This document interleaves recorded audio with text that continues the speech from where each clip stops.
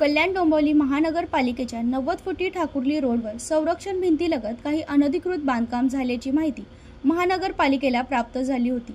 या माहितीनुसार कल्याण डोंबिवली महानगरपालिकेच्या प्रभाग सहाय्यक आयुक्त हेमा मुबरकर यांनी आपल्या पथकासह धाव घेत अतिक्रमण झालेल्या बांधकाम जेसीबीच्या साहाय्याने जमीन दुरुस्ती केली।